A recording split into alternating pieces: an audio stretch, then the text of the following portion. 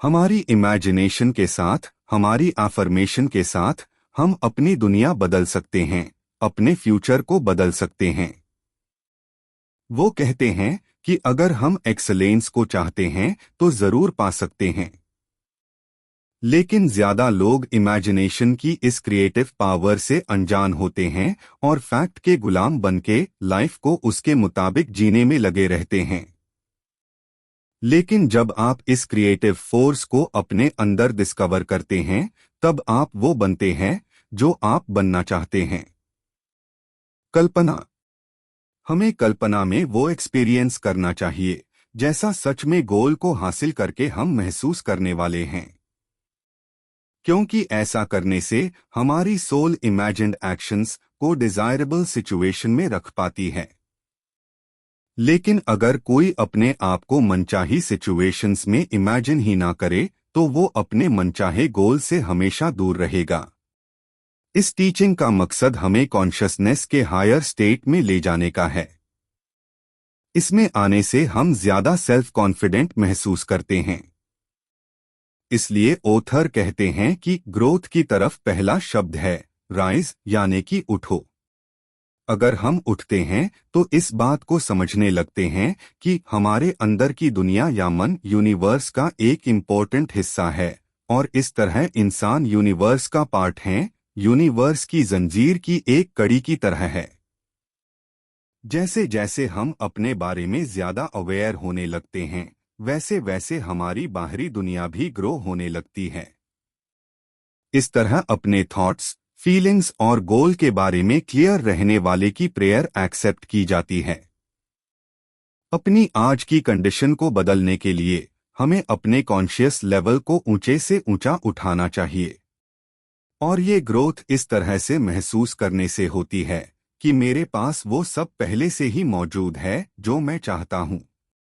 मतलब विश पूरी होने की फीलिंग। आज की कंडीशन को बदलने के लिए हमें कॉन्शियसनेस के हाईएस्ट लेवल तक उठना होगा, क्योंकि सब कुछ हमारा अपने लिए बिहेवियर पर डिपेंड करता है। इसलिए अपनी लाइफ में जो सच होने में हम विश्वास करते वो रियल लाइफ में भी होता है।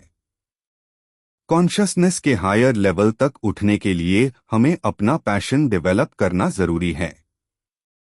रियलिटी में एक शांत इंसान का अपने मूड पर पूरा कंट्रोल होता है और वो जानते हैं कि सेल्फ थॉट्स, फीलिंग्स और सेल्फ टॉकिंग सबसे जरूरी है। हम अपने आप में जिस आइडियल इंसान को देखते हैं और बनाना चाहते हैं वो रियल लाइफ में आने के लिए तैयार है, लेकिन अगर हम वैसा बनने के लिए जरूरी थॉट्स, फीलिंग्स और एक्शन नहीं लेंगे तो शायद हम रियलिटी में अपने आइडियल ना बन पाएं। इसलिए खुद पर अपने गोल अचीव करने के लिए विश्वास करके इस तरह सोचना चाहिए कि गोल चाहे कितना भी अनरियलिस्टिक लग रहा हो, लेकिन ये रियल है और मैं इसे रियल बना के रहूंगा। सेल्फ कंट्रोल्ड लोग ऐसा ही करते हैं। वो खुद को और दूसरों को सिर्फ ऐसे देखने की बजाय जैसे वो है वैसे देखते हैं, जैसा वो चाहते हैं। वैसा ही सुनने पर फोकस करते हैं जो अपने गोल को पूरा करने के लिए सुनना चाहते हैं। वो सिर्फ अच्छा देखते हैं और सुनते हैं, क्योंकि वो सच को जानते हैं कि कुछ भी इम्पॉसिबल नहीं है। जैसा हम इमेजिनेशन में दुनिया को देखते हैं, असली में ये वही है। फैक्ट्स नहीं बल्कि इमेजिनेशन हमारी लाइफ को आकार देती है।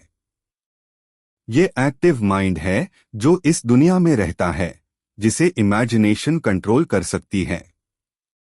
इमेजिनेशन वो फीलिंग है जिसके जरिए हम नॉन एग्जिस्टेंस चीजों को देखते हैं, वो पावर जिसके जरिए हम अपनी विजनरी दुनिया को रियल एग्जिस्टेंस में लाते हैं। इंसान की ग्रोथ का हर कदम पहले इमेजिनेशन के कदम से शुरू होता है। क्या आपने विक्टर फ्रैंकल के बारे में सुना है?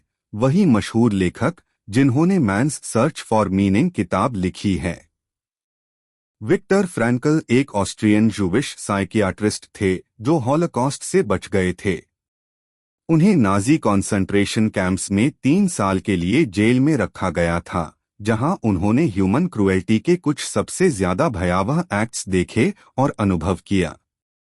उन्हें जितने भी डरावने अनुभव हुए, फिर भी फ्रैंकल ने कभी उम्मीद नहीं छोड़ी। अपनी इमेजिनेशन का उपयोग अपने लिए एक बेहतर रियलिटी बनाने के लिए किया। वो खुद को लेक्चर्स देते और अपने अनुभवों के बारे में किताबों में लिखते हुए इमेजिन की। उन्होंने खुद को अपनी पत्नी और परिवार के साथ रियूनियन करते हुए इमेजिन की। फ्रैंकल की इमेजिनेशन ने उन्हें हॉलोकॉस्ट से बचाने में मदद की। इसने उन्हें उनकी जिंदगी में युद्ध के बाद मीनिंग और पर्पस ढूंढने में भी मदद की। वो एक वर्ल्ड रिनाउंड साइकियाट्रिस्ट और लेखक बन गए।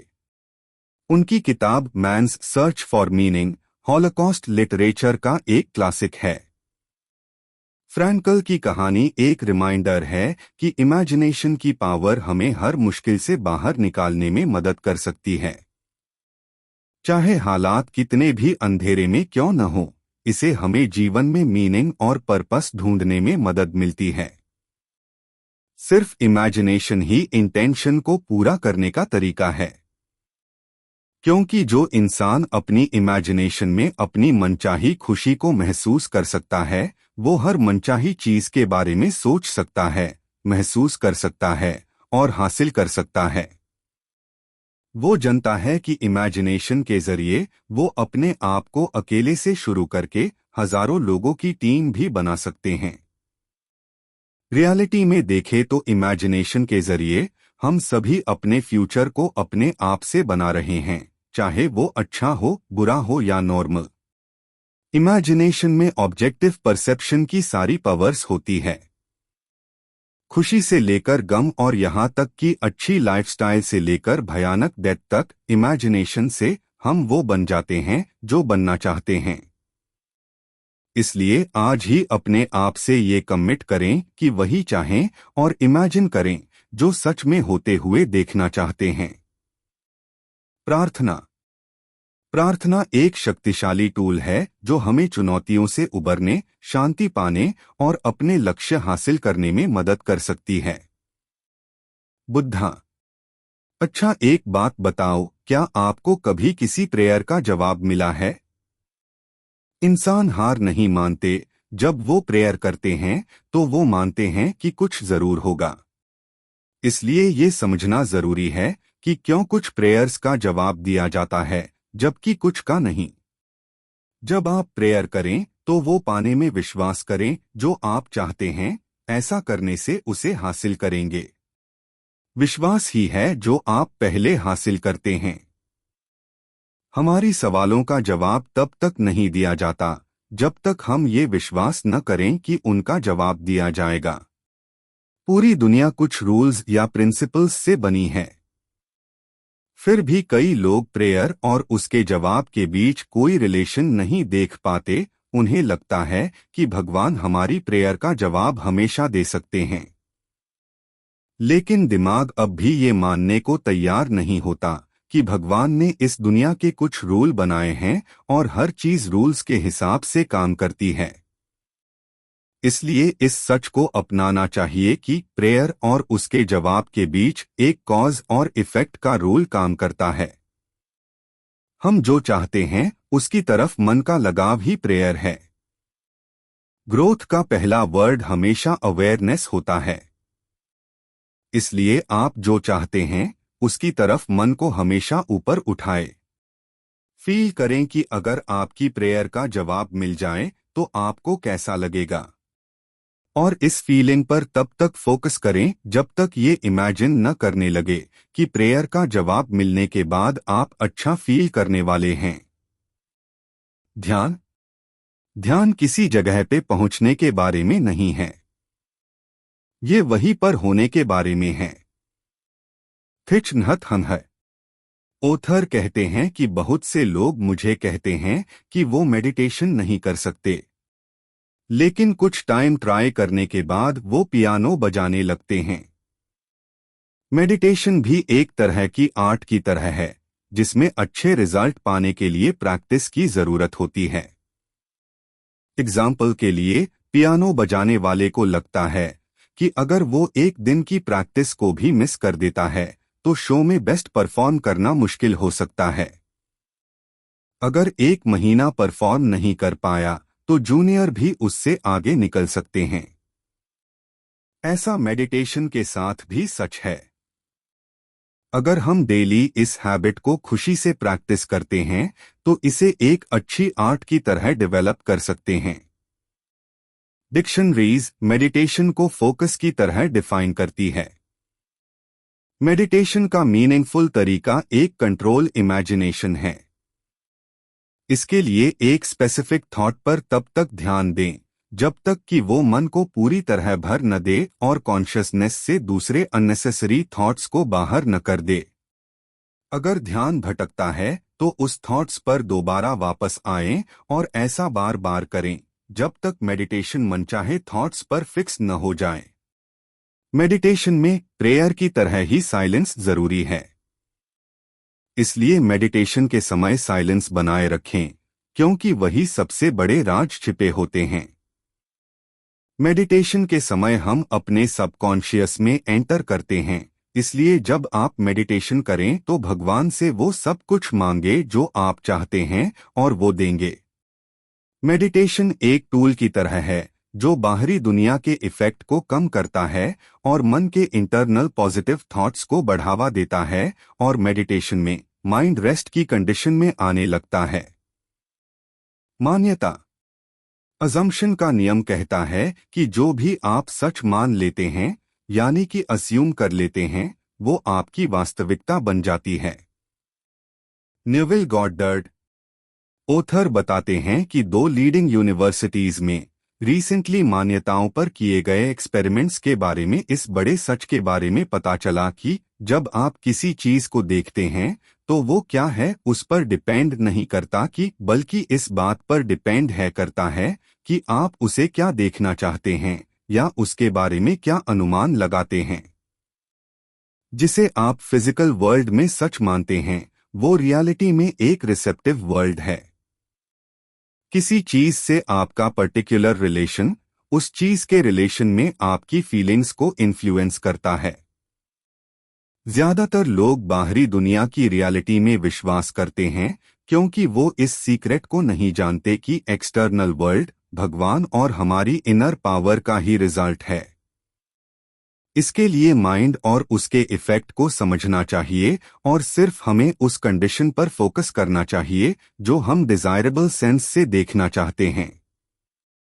जब हमारी डिजायर्स रियलिटी की तरफ बढ़ने लगती हैं, जब इसे हासिल करने के लिए थॉट्स नेचुरली प्रोड्यूस होने लगती है तो हमें अपनी जिंदगी में मनचाही कंडीशन को सच बनाने का मौका मिल जाता है।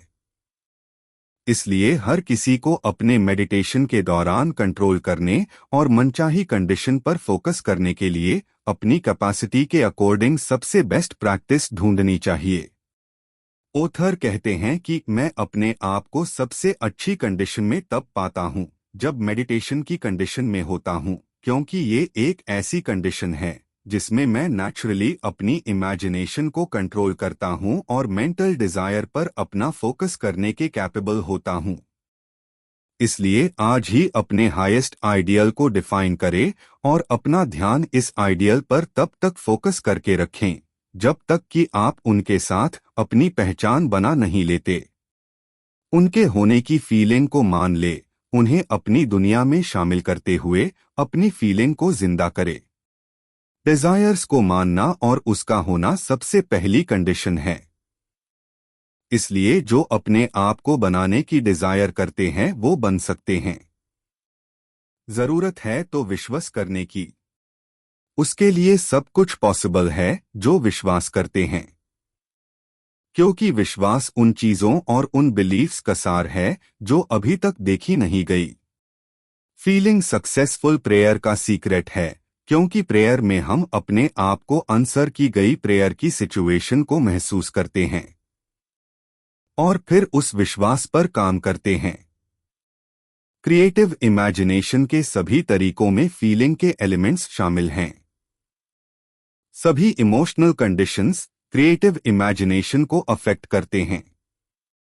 फीलिंग और इमेजिनेशन वो सेंसेस है जिसके थ्रू हम बहुत दूर की चीजों को भी फील कर सकते हैं।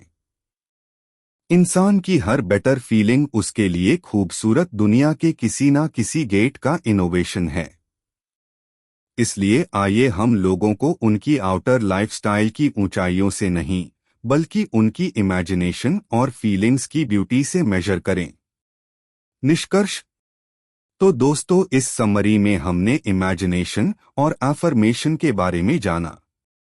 इनका इस्तेमाल करके आप अपनी लाइफ की प्रॉब्लम को सॉल्व कर सकते हैं और अपनी आज की लाइफ को डिजायरेबल लाइफ की तरफ ट्रांसफॉर्म कर सकते हैं। हमें उम्मीद है कि आपने कई इंपॉर्टेंट लेसन्स सीखे हैं। अब उन्हें अपनी लाइफ में अप्लाई करना शुरू करें और अपनी इंटरनल और आउटर दुनिया के डिजायरेबल टारगेट्स हासिल करें। जल्दी मिलते हैं और भी बेहतर समरी के साथ। बी वॉट यू विश किताब की समीक्षा। Be what you wish Neville Goddard का एक टाइमलेस सेल्फ हेल्प क्लासिक है जो मैनिफेस्टेशन और सकारात्मक सोच की शक्ति को एनकैप्सुलेट करती है।